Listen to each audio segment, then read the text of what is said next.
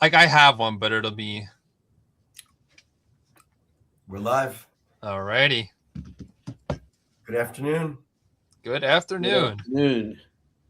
Good to see you guys. Likewise. Likewise. It's Saturday, April 11th, 4 o'clock. First In New stream. York. I saw this is our first stream. We have not even yet decided upon a show name. But let me check YouTube and see if it's streaming.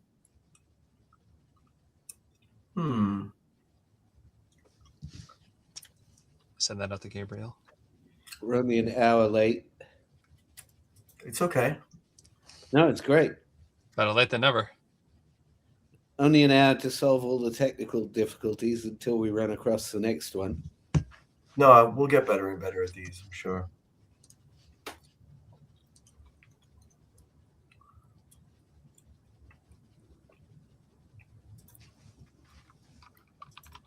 So I'm just testing YouTube. Give me a sec.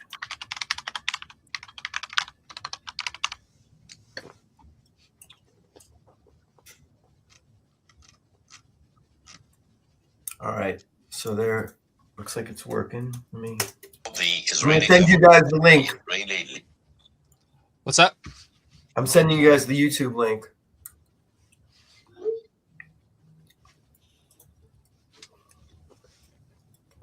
Awesome.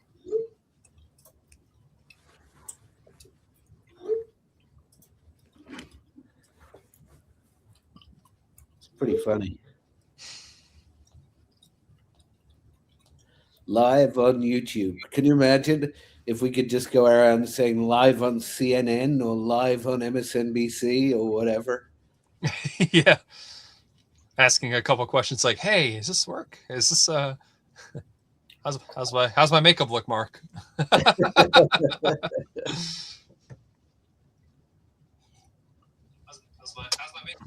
All right, good. It's streaming, and this is our first stream ever. Indeed. And it's working. So success. We have zero people tuned in. 0 viewers. Just kidding. No surprises there. No, we have one. Me. I'm stream. I can inflate the numbers. I can put us up. I'll Well, put us good. One up. watch. You're the best audience member imaginable. All right. Give us 5 stars.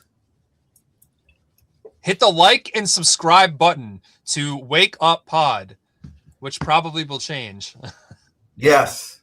Yeah, definitely will change. What do we want to call it? What did we say before? I mean, I said Friends of Consciousness, but we can come up with something better than that, I would think. Just as long as it's not a quantum field theory. I would love to have it be something antagonistic to the billionaires. That'd be great. Yeah. How about Billionaire Takedown? Huh? End billionaires, yeah. Billionaire Takedown is a great one. Let's keep that on the top of the list. Billionaire Takedown. Billionaire Takedown. Something to do with billionaires. Definitely.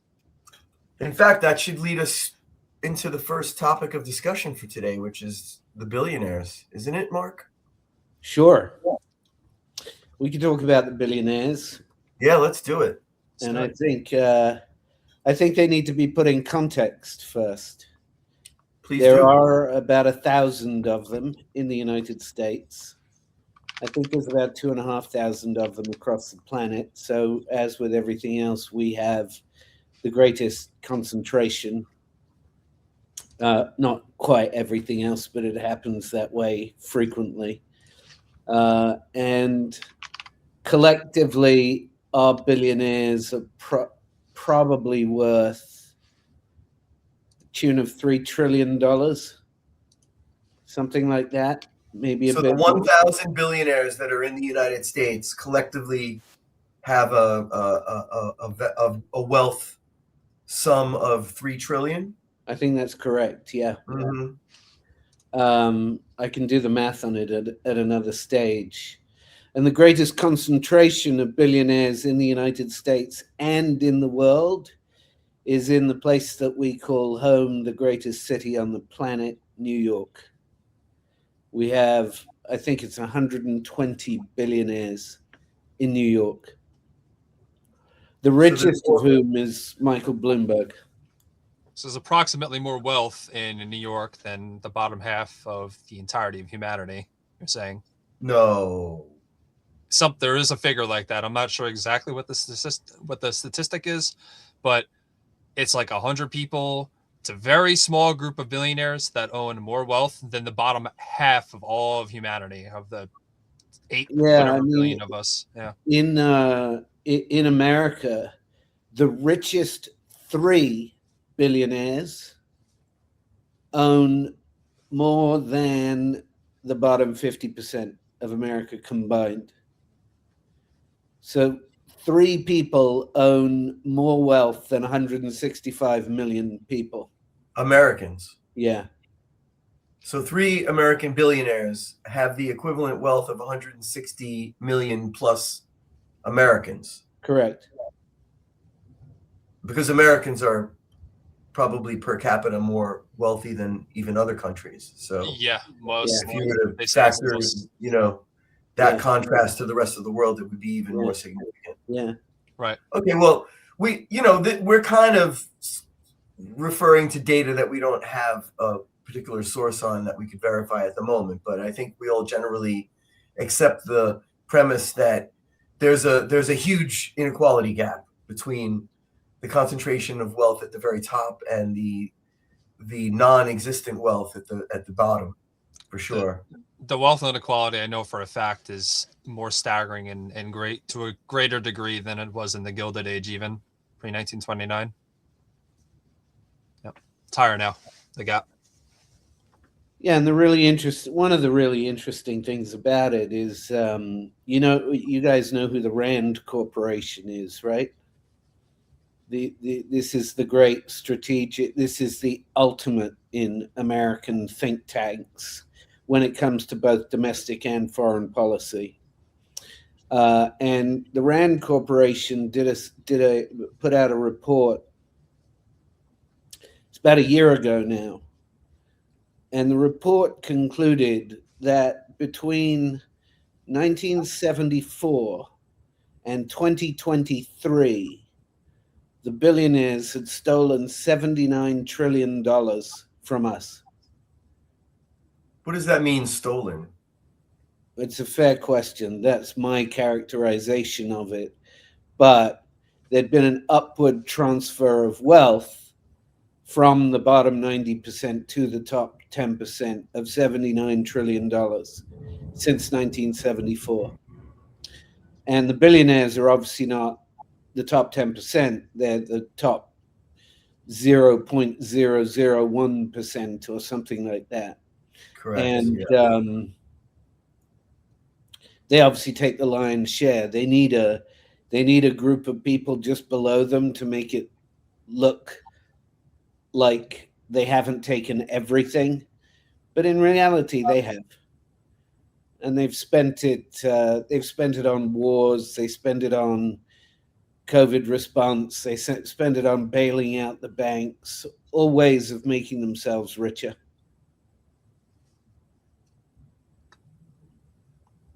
Yeah, it's not just a wealth inequality, it's an income inequality as well.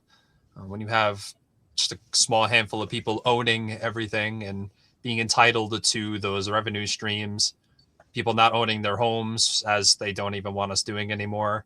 The saying goes, you will own nothing and be happy, said the great, not so great, but said the notable Charles Schwab in the World Economic Forum. Yeah. Not Charles Schwab or Klaus Schwab, maybe. Yeah, I forgot his Mr. Schwab. Yeah, I have a friend who grew up with Klaus Schwab, and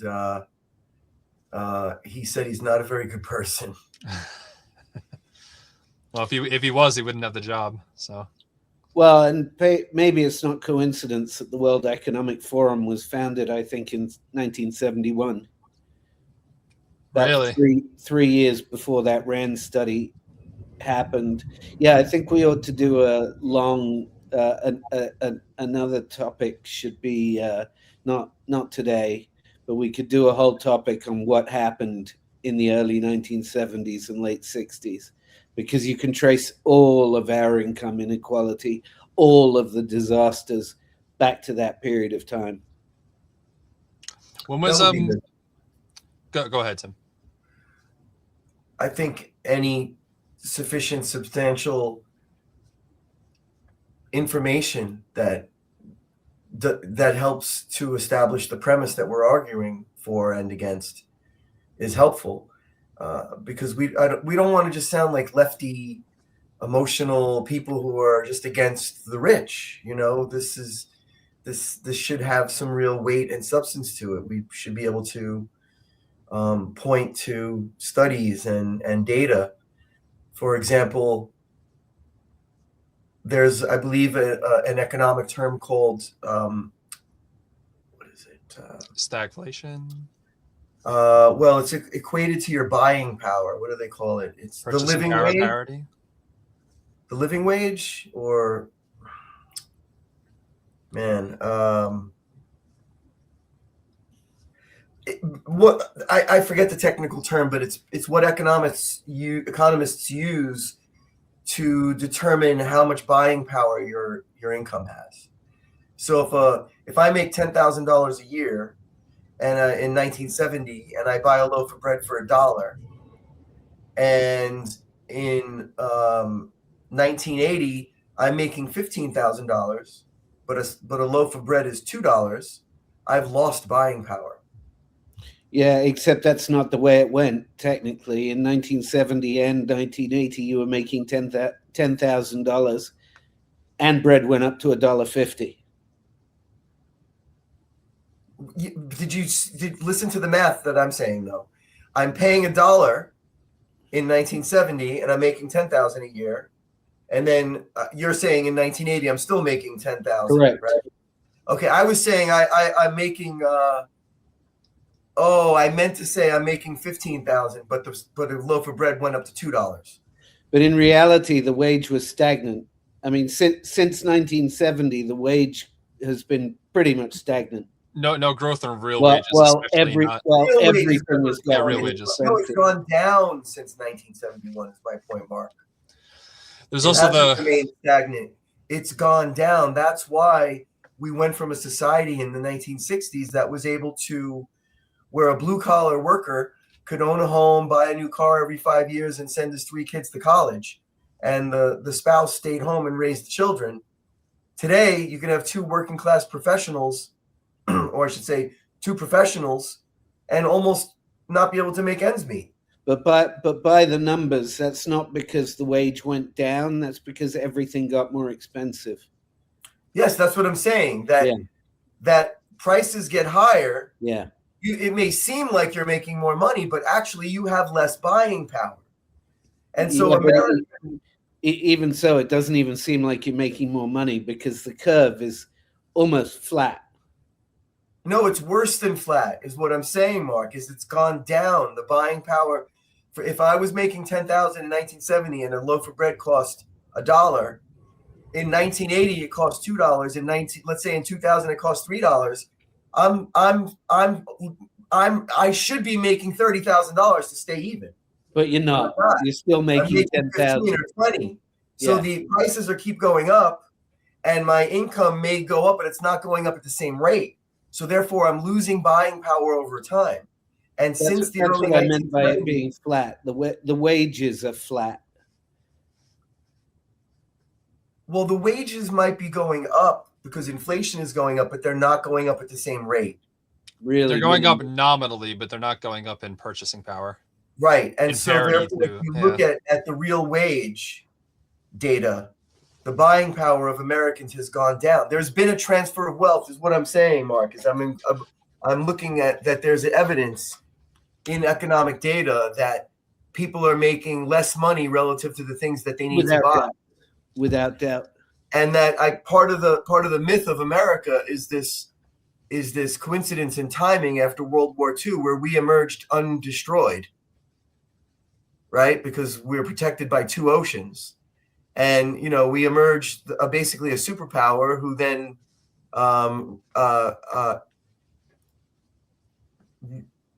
strengthens its position as the hegemonic global currency and is able to appear to be the richest and most prosperous country in the world, in which it is, particularly taking into account all of the natural resources here in North America. But at the end of the day, life is getting harder for Americans. There was a period of time in the 50s and 60s and 70s where there was a middle class and people were sharing in economic prosperity, but it was only temporary. It was only, based on conditions and factors that existed for only 30 or 40 years in human history. And right? Not only that, I mean, during the late 40s, the 50s and 60s, the country was booming.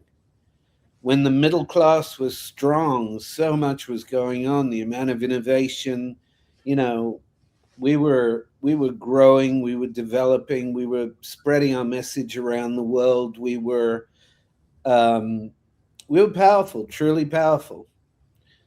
But that threatened billionaire interests. They weren't called billionaires back then, but they didn't like the middle class because a powerful middle class keeps them in check. So they began to find ways around defeating the middle class, and all of those ways were set in the late 60s and early 70s.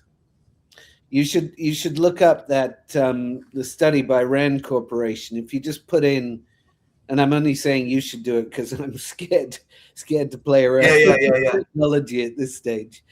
Just put in Rand Corporation, $79 trillion. It does two things too. It keeps the middle class down, keeps people occupied with either distractions with the little free time that they have, or it keeps them unthinking, uncritical, and undevelopment of any kind of dual power structure that isn't completely controlled by the billionaire class. You also have the double-edged sword, which both of the edges of the sword work for the billionaires in this case, of there being the massive gains in productivity that we've seen over the late 20th century, all gone to the people who actually claim ownership of these enterprises. Not claim, they have the ownership. Yeah, they have the ownership. Yeah, and they ought to not, but yeah, and it's gotten even worse in the digital age. Right, and it's going to get exactly worse in they the do. AI age. Yeah, well, yeah, and that's the thing. Like, you have the gains of productivity, and then now with AI, you cut out the labor power aspects. So you just don't even need other human beings in general for your power and your control and for what you want to do. So that it completely just meshes seamlessly into that. It was all part of the plan from the get-go decades ago. Which is why we have to take them down. Right. I want to also raise the point that specifically the oil giants and the oil companies knew about climate change, and they knew about the devastation it was going to cause the rest of the world since as early as the 1970s. And of course, they didn't do anything about climate change. They saw that these catastrophes were going to happen, and they thought, where do we reside? We reside in the global north, which is not as impacted as heavily initially by climate change. You have all that land in Canada. And once the Soviet Union fell, they thought they could just cut up Russia and take over Siberia. So you have all this newly fertile land, not within the bands of the earth that are going to be affected by wet bulb temperatures, that are sparsely populated, that have a bunch of coastlines that don't have any cities on them. So when the sea levels rise, you can just plan accordingly to not have to build trillions of dollars of infrastructure to protect your cities. You could start everything fresh, and it would all be theirs, and with no one else to stand in their way geopolitically, because there wouldn't be much land left. I really do think that all of that was a conscious effort laid out in as early as the 70s, at least, like you mentioned. Where is the source for this? Well, I could give you a source for the oil companies in the U.S. knowing about climate change. Everything else is my extrapolation. Because if they planned out the hollowing out of the middle class, if they were conscious of the planet becoming uninhabitable in many respects because of this climate devastation, one can only imagine that they could see themselves strategically in terms of where they are on the planet and seeing that they already want a monopoly and everything else, they could say, okay, well, it's not. I don't think it's too much of a bridge or a stretch to think that they would recognize this and say, okay, let's let the climate kind of get bad. It's not going to be the best thing in the world. It's going to be a lot of chaos, but ultimately it'll get rid of a lot of their competition in terms of like other countries, not even in terms of companies. Sounds like what's happening right this week. Right. Right. In terms of eliminating competition for global energy. Yeah. Well, just to make a note that the topic of climate change is actually controversial, and it may in fact be partially a psyop. You know, like I disagree. I don't have enough information. I just know that it's controversial, and that people like Wayne, for example, who have spent a lot of time doing a lot of research on it, have come to the conclusion that it's a manipulation from a scientific standpoint. That actually there's not a direct correlation between human activity and climate change. I'm not in any way defending that we should continue to just destroy the environment and emit carbon dioxide and so forth, but it's as controversial as COVID or as anything else. Well, I agree with you in the sense that there is absolutely a manipulation happening. It's just we disagree in the details. And with COVID, I would not be surprised if there was a white paper on COVID at some point. I'm not saying it was engineered. I'm not saying anything like that. I'm not speaking to the veracity of one claim or another. But I think that COVID was conveniently used to justify a lot of the measures. Like here's one of them. This could be happenstance and coincidental, but did you know very close to home here in Nassau County that they had a mask ban? They banned wearing masks in public. Now they say that there's something in the literature that says medical masks are fine, but it gives leeway for the police to stop somebody for wearing any kind of mask in general, even if it's a medical mask. So if, for example, you want to search someone's car, you are protected by the Fourth Amendment, they need a warrant, etc. If they want to enter your facial ID into a database, I don't know if the same standards apply for you taking off a face mask. Maybe Mark would know a lot more about that than I would. So I think that in terms of that dynamic, that could be a potential Fourth Amendment violation because it's search and seizure of your biometric data. Yeah. And that's because they're doing that for sure. They're taking pictures of our faces and irises. I think the problem is not with the word search and seizure. The problem is with the word unreasonable. Right. Because if you're wondering, think about a good analogy perhaps is getting stopped by the police for speeding, and then they find cocaine in your car.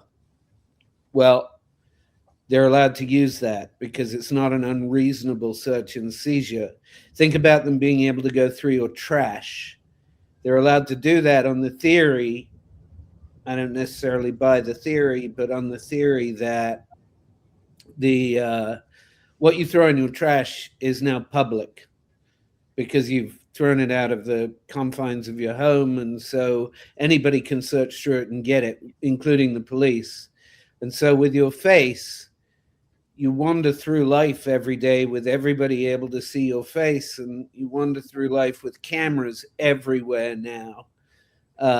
And so I can imagine that argument failing in light of the reasonableness of other kinds of searches.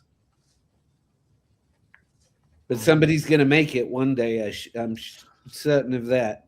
What if so in the case of medical masks, would that stand up in court if to say that it's unreasonable for them to make you remove a face covering to protect you from from pathogens and airborne pathogens? Like, what if the person's immunocompromised as well?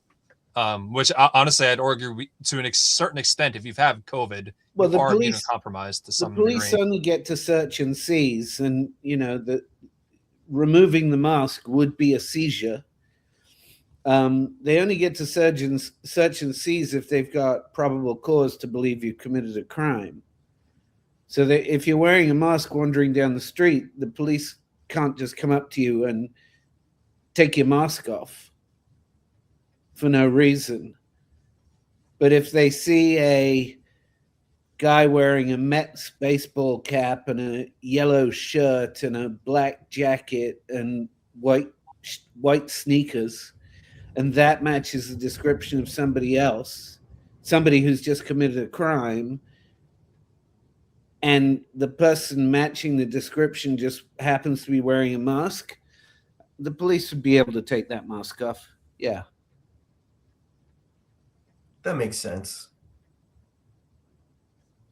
Probable cause. Yeah. In the future, not today, maybe we could watch some of those videos that people post where they interact with police and they assert certain rights. They assert their rights. Yeah. I would like to see Mark's commentary on how valid and how accurate and upstanding those claims might be, but not today. Maybe in the future. I just want to say something about the environment because we skipped over that. I recognize that there's a lot of controversy about it, and I also recognize that I'm unwilling to learn the science in order to be willing to make a determination or able to make a determination myself. But I take two views. One is, if all of those people challenging the science, saying there's no such thing and it's a hoax, are wrong, aren't they going to be the assholes when something absolutely catastrophic happens? So why don't we act in a way that is just in case? Why don't we act in a way that's protective of the environment? And related to that is because it restricts profitability. That's why. Right. Well, I'd rather have the environment than profitability. That's you. Yeah, it is me. Fair enough.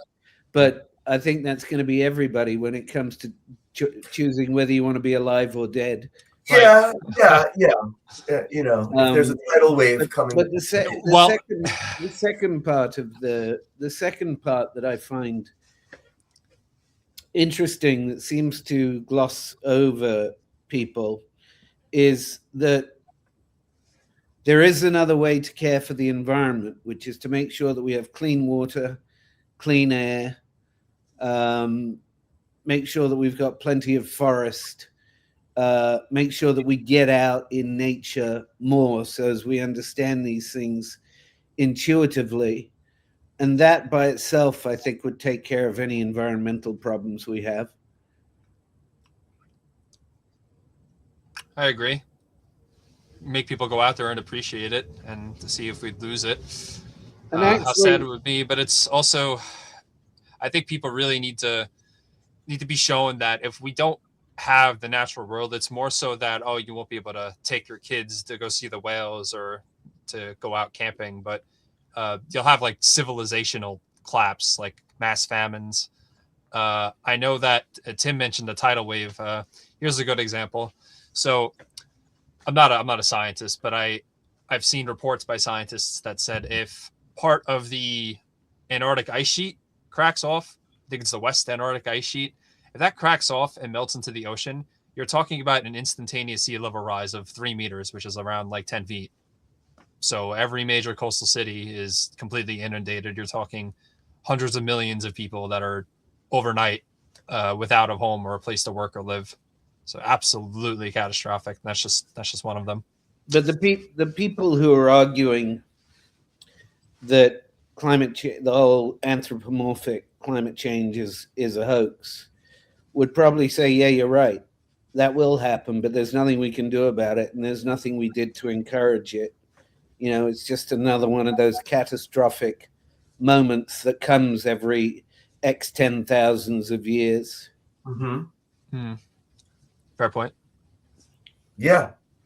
And until I personally do the research, I can't take a position on whether it's a hoax or whether it's real.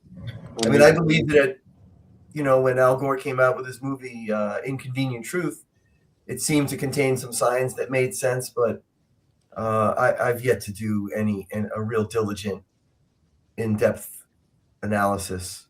Here's what I know for absolute certain. Recycling is a waste of time. Absolutely.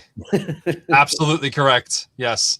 Do you guys remember when the New York City Sanitation handed out those brown like compost bins? I think they were, or maybe they were from plastic. They handed out those bins. I've seen. I don't think they separate the garbage at all. They just throw everything into the loader. Yeah. There's other problems with recycling as well. We could probably get some. Wayne had an interesting suggestion. He was like telling me that, Mark, that we should create a nonprofit and just do tons of lawsuits and just build like a whole team of people who just sue everybody, sue the attorney general, sue Pete Hegseth, sue New York City for false recycle. Like just have like 100 lawsuits going. And I was like, yeah, that would actually be more purposeful than the job I go to every day building AI data centers. That'd be great. I know a guy. His name is Louis Rossman. He has a lot of issues with the city that caused him to leave. I'm sure he would absolutely love to learn more about that. Well, let's come to that. On the billionaire and climate change tip, though, if there is one thing, just one thing that human beings could do to immediately limit the emission of greenhouse gases, it's take away private jets. Yeah, absolutely. And there's only one class of people who has private jets, and they're billionaires. Ban them. No more private jets. Make it illegal worldwide. Bare minimum. Could not agree with you more. Wow. Okay. Well, that's pretty far-fetched. I hope so, but I mean, even the president of the United States and Air Force One. Everything.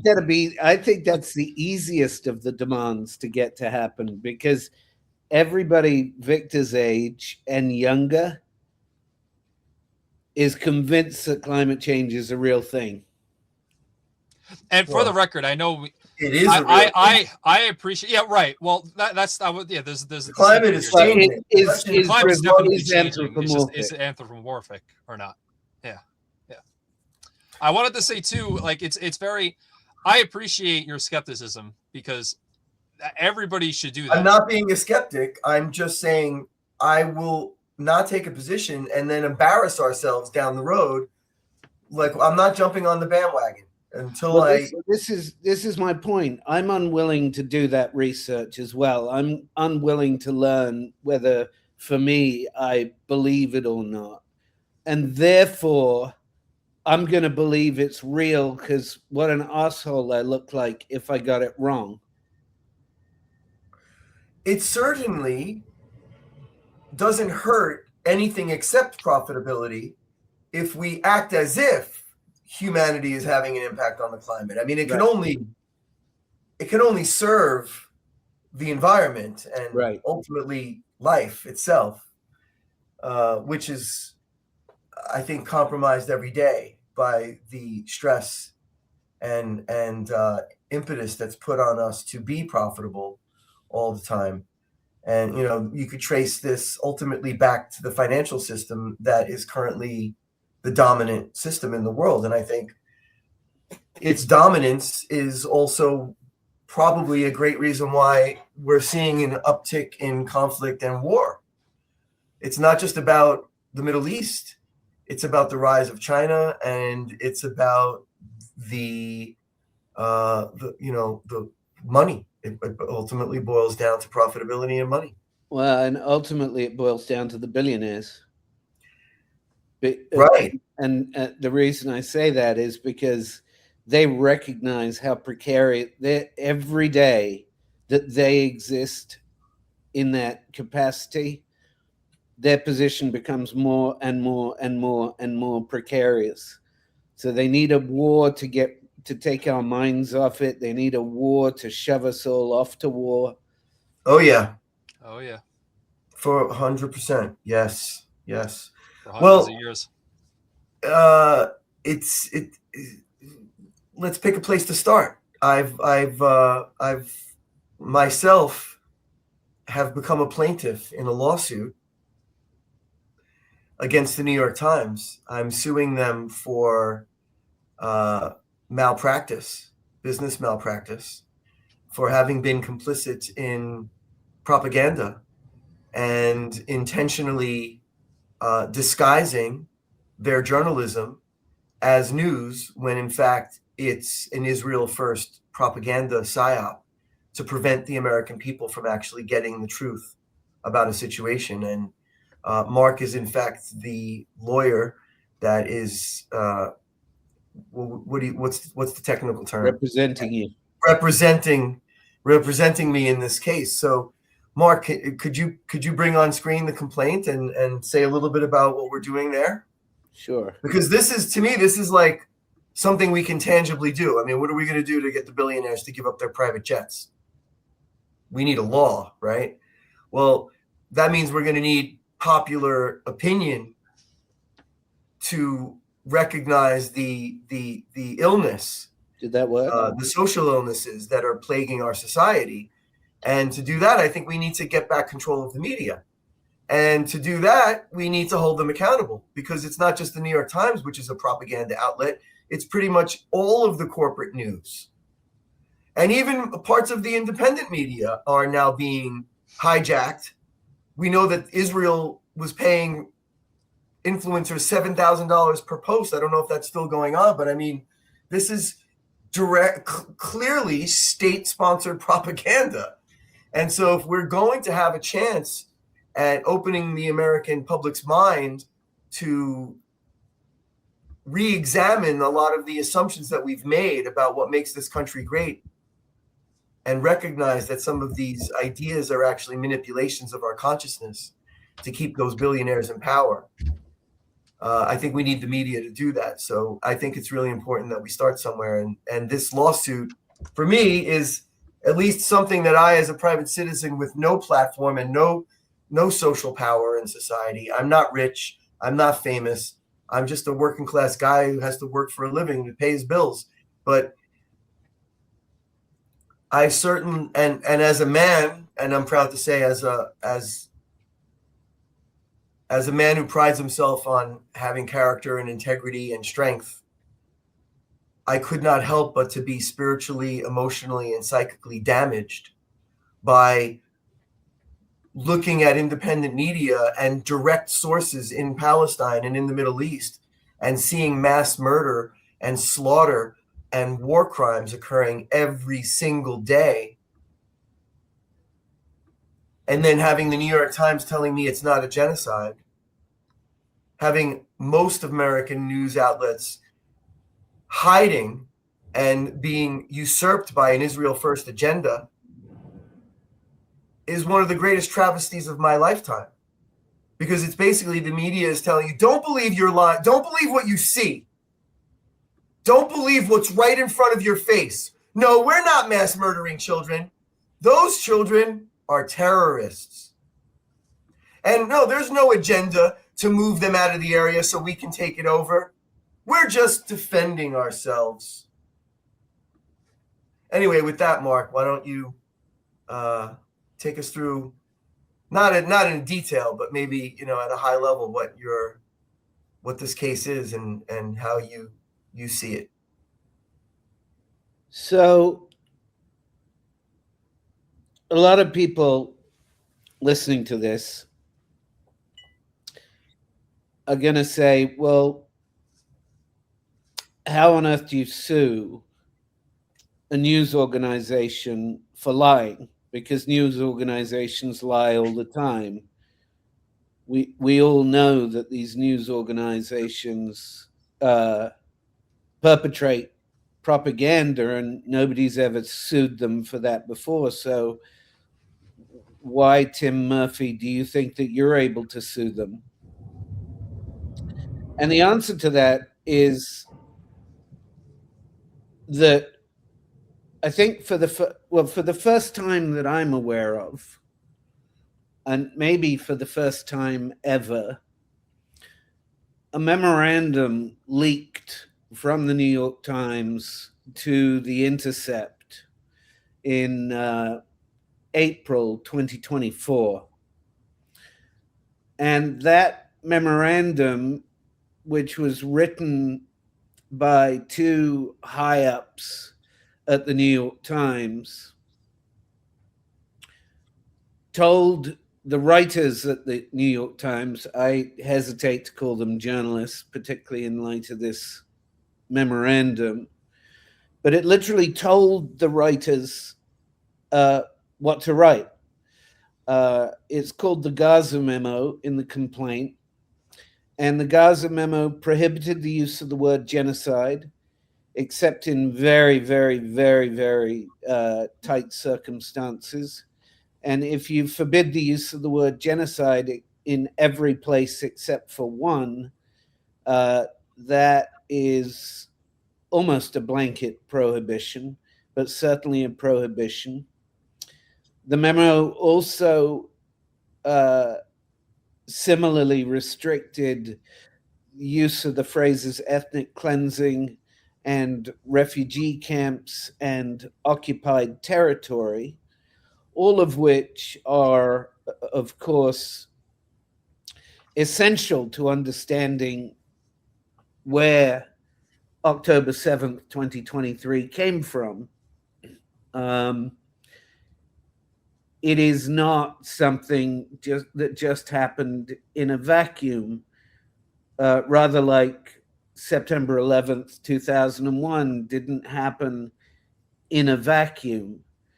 It was less of a vacuum, to be sure, than what was going on in Israel-Palestine, but that's a conflict and a historical source of struggle since 1948, and it's been getting steadily worse and worse and worse and worse for the Palestinians.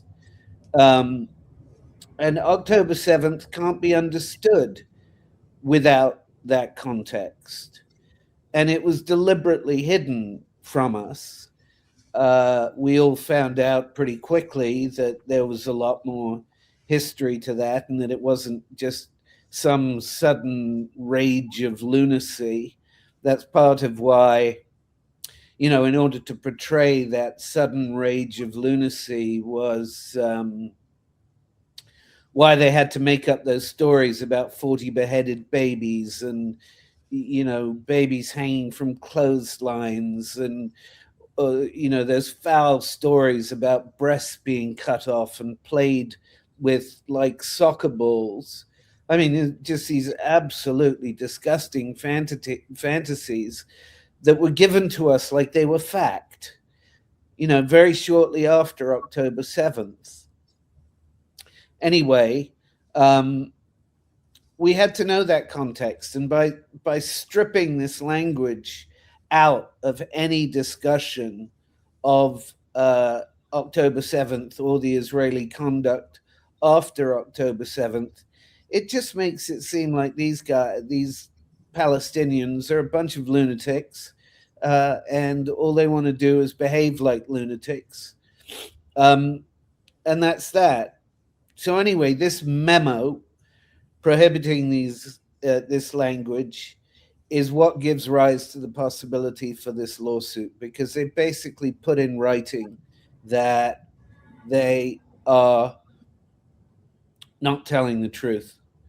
And there's a law in New York called the General Business Law, Section 349, which prohibits any business, any trade, any commerce, or the furnishing of any service to any consumer,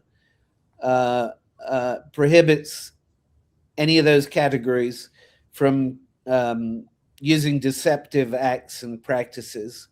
And our argument is that propaganda essentially is a deceptive act in practice, and that's the core of the lawsuit. Yeah, because the product that the news is supposed to provide for us is truth. At the very least, objectivity. At the very least, objectivity on reporting information. Yeah. Right? Yeah. To inform a democratic republic of citizens so that they can make informed decisions. Yeah.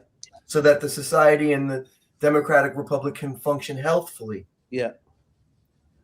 When in fact, if I had a restaurant and I was selling hot dogs and I had on my sign beef hot dogs, but I was secretly using pork, wouldn't I open myself up to a lawsuit just the same? Yes, you would. So what's the difference? It's a deceptive act. It's false advertising. I'll tell you false what. Advertising against not false advertising. Yeah, I guess false advertising. I'll tell you what the difference is. Yeah. Selling, whether you're selling pork or beef is not protected by the Constitution, but freedom of the press is a central constitutional guarantee. Wow. Well, that brings it into a more of a legal constitutional realm. We're not trying to argue that. We are. We are as well. Oh yeah, we have to argue that. That's a central part of our argument. Okay, because in fact that is why we have to. Why the deception is so terrible. Because it's a violation of the Constitution in addition to being a deceptive business practice. No, it's not that it's a violation of. No. The question is whether there are limits on the freedom of the press. Can the press publish anything they want to, whenever they want to? And under the First Amendment, that is certainly not the case.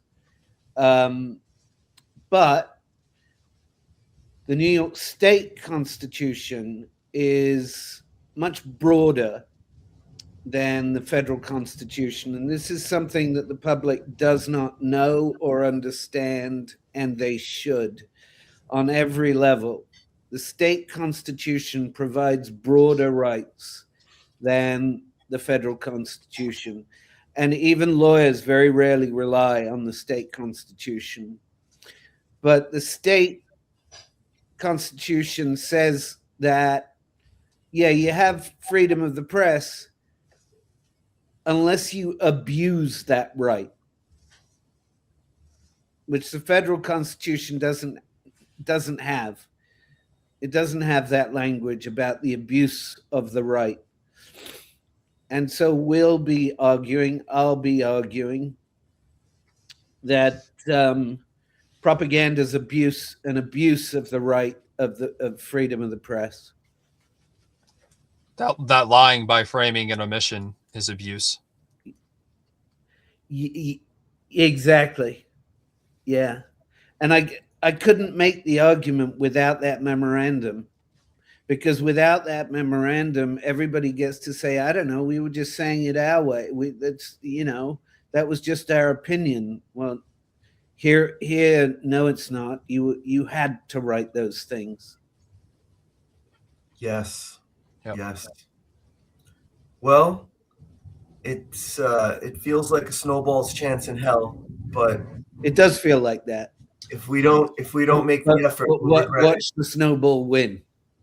Right. It'd be an avalanche, because at the very least, by virtue of you guys doing this, it's going to get attention on the matter. A lot of people are just asleep at the wheel in terms of the news. If they see their suit for a major publication or against the major publication for covering up crimes against humanity, I mean, that's a big deal, At the very least, it'll expand people's awareness of it, even if it doesn't my goodness, play out that way. If we were to win, it would set such a precedent, and it would open up. What do you mean if? When? Right. Well, I did bring up the New York State Constitution so I could read it later. So read out Article 1, Section 8. This is another really interesting thing about constitutions. In my view, Article 1 of the federal constitution ought to be the Bill of Rights. And in every state constitution that I've read, and I've read most of them, the Bill of Rights is Article 1. So Article 1, Paragraph 8? Section 8, yeah. Section 8, freedom of speech and press, criminal prosecutions for libel. Yeah, now read the rest of the paragraph. That's the whole paragraph. Oh, no. So scroll down to the text of it. You're reading the index. Okay, I got it. Article 1, Section 8. Every citizen may freely speak, write, and publish his or her. Listen to that. Listen to how different that is from the First Amendment. Every citizen may freely speak. You've never heard that language before, and it's really powerful. Write and publish his or her sentiments on all subjects, being responsible for the abuse of that right.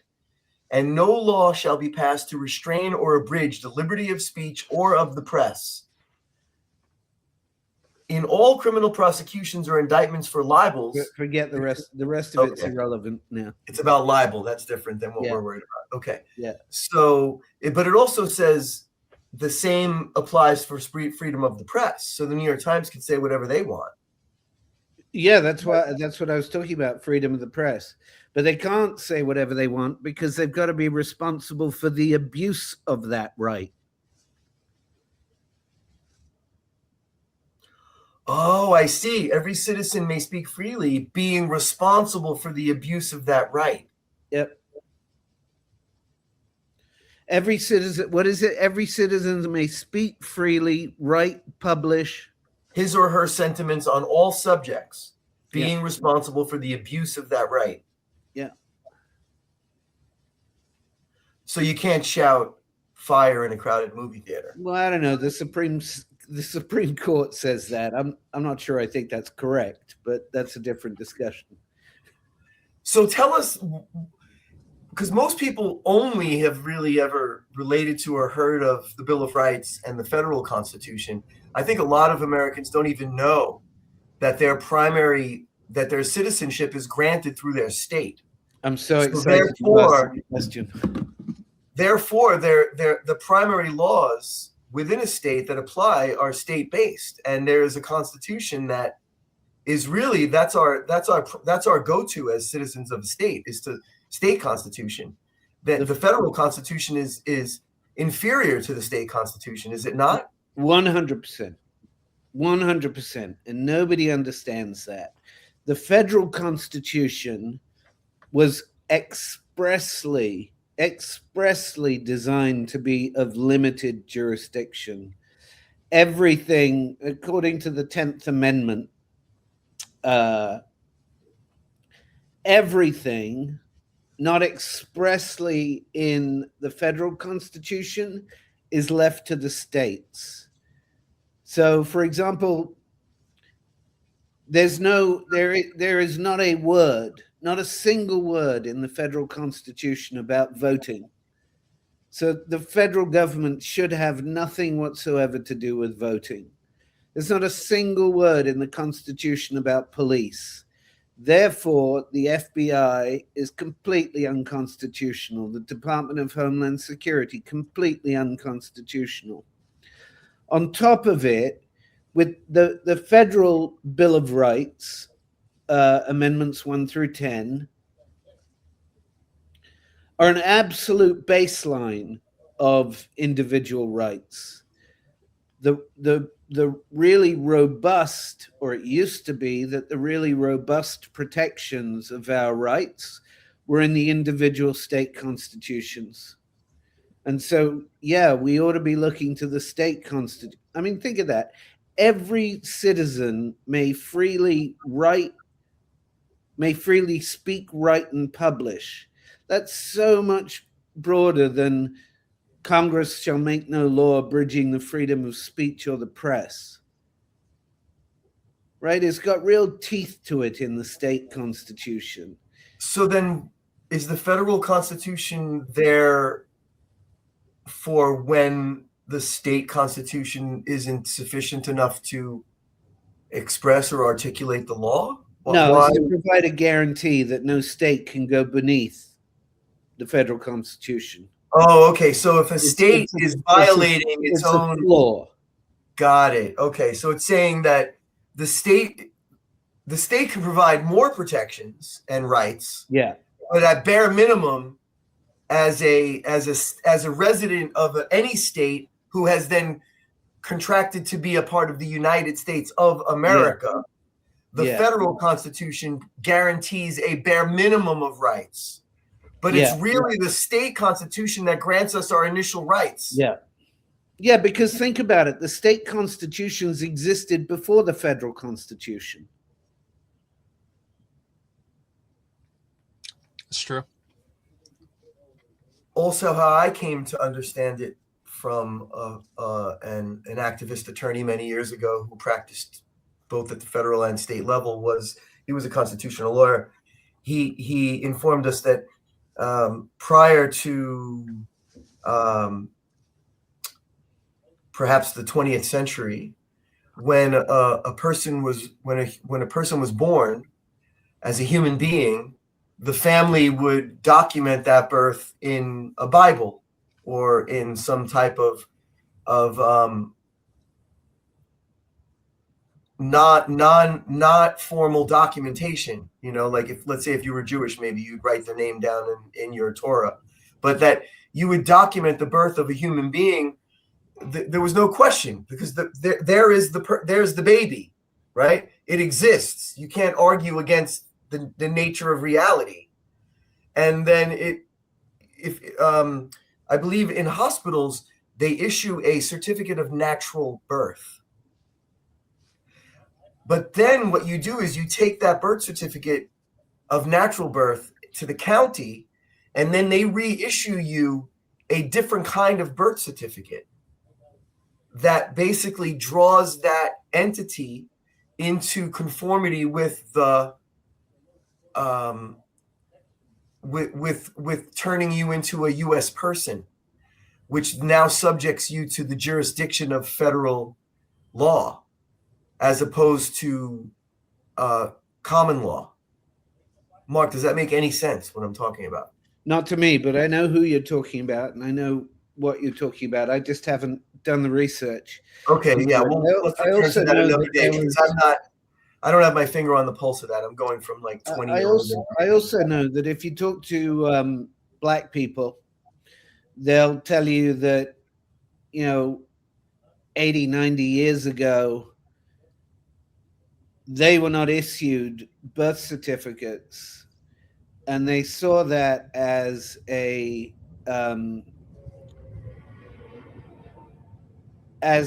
tool of keeping them under, not having the birth certificates. They really probably true also. Yes. Major disenfranchisement. Yeah. Thank you. Disenfranchisement. That's the word I was looking for.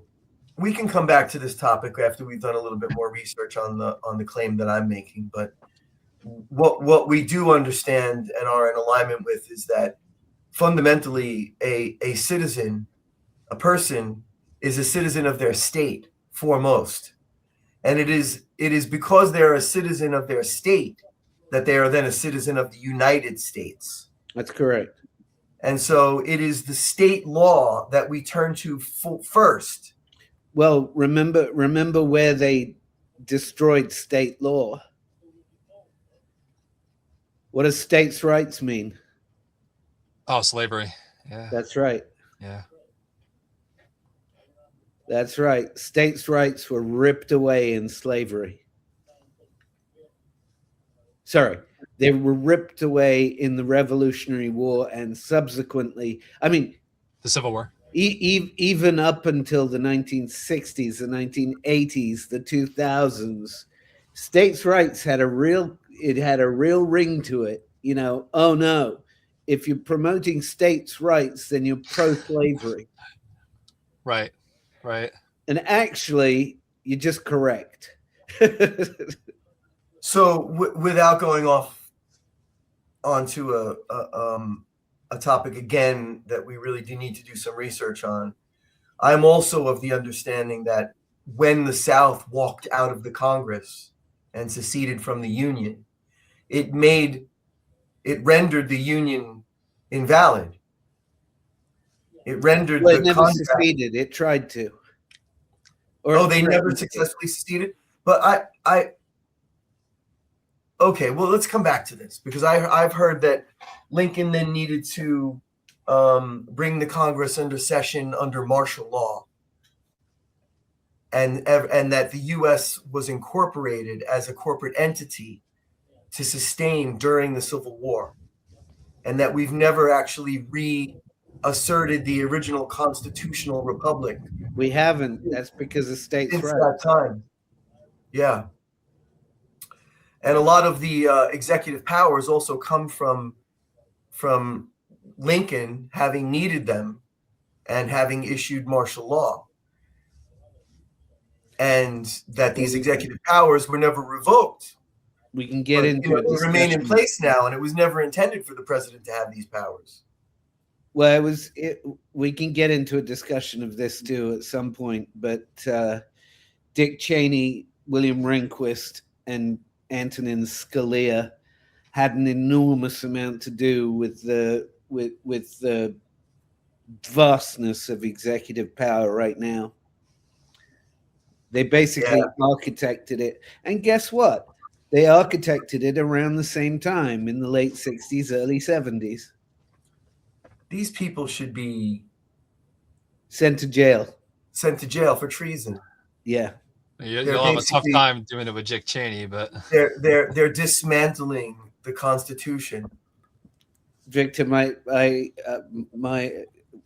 when Dick Cheney was alive, the punishment that I wanted to see was that he'd just be sent to Iraq. yes.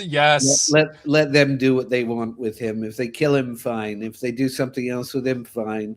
Yeah, we should send Lindsey Graham to Iran too. Yes, we should. Yes. Really, what I would want to do is I want to like tie Lindsey Graham to the front of the Marine transport that's attempting to take Carrick Island. Let's see how tough you are, Lindsey. Yeah, let's see how willing you are to sacrifice for this country you say you love. Oh my God! All right, let's shift gears. Wait, we've done an hour. I was thinking we were going to do an hour. We're doing more. We could drop it here. That sounds good to me. I think that's you a have good place. plans, don't you? What's you that? You have plans tonight. You need to get ready. I do. Yeah. All right. I think this was a great start. How do you feel, Vic? Oh, I feel great. I feel that was a very good discussion. I think it's very good to outline the fact that we're not people that are going to just say something off of a whim. We have a lot of methodology and thought behind our opinions, and I think that putting that out into society is very, very needed, like right now, because unfortunately we have a lot of sensationalism. We have a lot of people just thinking people saying things not really thinking them through, because we talked about a lot in terms of us either not having the full context or not having the full research done. It's very, very good to be skeptical. We need to make that something that's normalized again, because it's just, if people are ever going to watch these podcasts and trust what we're saying, we're going to have to build that trust and credibility by making sure we're not citing misinformation. So, we have a responsibility to do due diligence. If we're misinformed by the information we're gathered, well, then that can be corrected when you get new information. But at least let's be as objective as we can about truth. Absolutely. And people, I'm tempted to look up the definition of ideology because I don't feel ideological about any of this. If I have an ideology, it's for truth and justice. That's my ideology. I'm definitely ideological about the billionaires. Definitely. Yes, I guess so. I guess I'm also ideological. I do feel very, very strongly that. I think we ought to be. It's a bit of a mouthful, but I think we ought to be better bilitarians. Betabilitarian was a word invented by Oliver Wendell Holmes, who was one of the greatest Supreme Court justices in American history. Yeah. And he came up with this word based on the following principle. He said, man cannot know the secrets of the universe. Instead, what man can do is take all of the information and evidence available to him at a particular time and make a bet as to what he thinks the answer is. And if that bet turns out to be wrong, he has to be immediately honest about that. Whether it's wrong because there's new information or whether it's wrong because he didn't come across the information at the time, it doesn't matter. But that's it. That's a betabilitarian. You take a bet as to what you think is right, and when you're proven wrong, you have to admit it. Yeah. Yeah. It's called reality. Yeah. And I think it's called being human, but yeah. Right. Right. Well, human comes along with all sorts of bias and imperfection that taints our ability to perceive what is real. I think. I think right now what we're undergoing is probably the fiercest attempt collectively in our society of the billionaire class to basically tell us to lie to us about reality.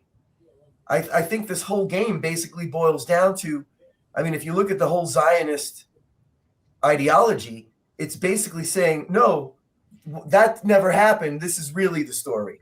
Yeah. And it's a grave manipulation of historical fact, data, and truth. Yeah. And because it's been truth has been sufficiently covered up, and those who are in power in our society are in league with this operation. You know, we're basically being collectively manipulated to think things that give the billionaires the ability to act in the ways that they want for their own self-interest, tricking us into thinking that they're acting for our interest, when the whole while it's a great scheme to transfer wealth from the masses to the billionaires, to concentrate wealth and power, and to oppose any resistance to that. That's a good way to end this. What's that? That's a good way to end this. Perfect. Given that we started off with billionaires, we're ending with billionaires. Yeah. Absolutely. All right, guys, this was a good first start. Yeah, let's. Perfect. I'm going to end the stream, but hang on. Okay.